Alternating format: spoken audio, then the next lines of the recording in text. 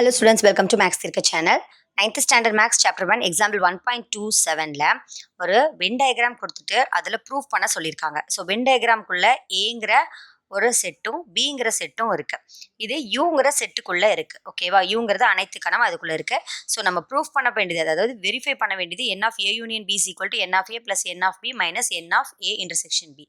First LHS ஆன n of a union b எவ்வளவு அப்படின்னு கண்டுபிடிக்கலாம்.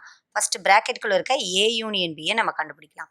ஸோ a செட் பார்த்தீங்கன்னா a செட்டுக்குள்ள இருக்கிறவங்க 5, 15, 10, 20.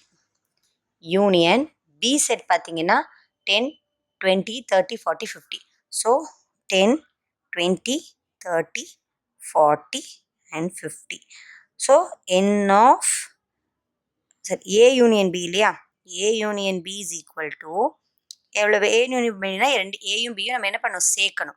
ஸோ சேர்த்து சொல்லுங்க. 5, 10, 15, 20, 30, 40 and 50. இப்போ இது a union b. n of a union b அப்படின்னா என்னன்னா நம்பர் ஆஃப் ஐட்டம்ஸ் இந்த a union b. ஸோ எவ்வளோ ஐட்டம்ஸ்? 1, 2, 3, 4, 5, 6, 7. So total 7. இது LHS. RHS கண்டுபிடிக்கலாம்.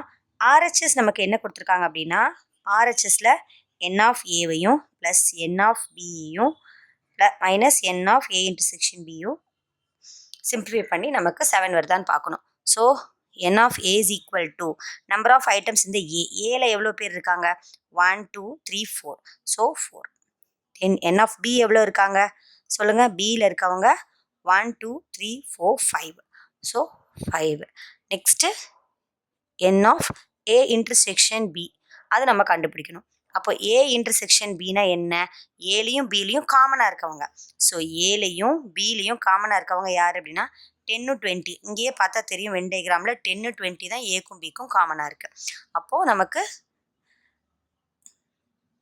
10, 20. அப்போ n of a intersection b is equal to number of items எவ்வளவு? 2. So இப்போ இதெல்லாம் சிம்பிளிஃபை பண்ணணும். இந்த ஃபார்முலா என்னது? n of a plus n of b minus n of a intersection b. Simplify பண்ணலாமா? n of a 4 plus n of b 5 minus n of a intersection b 2. So 4 plus 5 9, 9 minus 2 நமக்கு 7. இது second ஒன்னோட answer.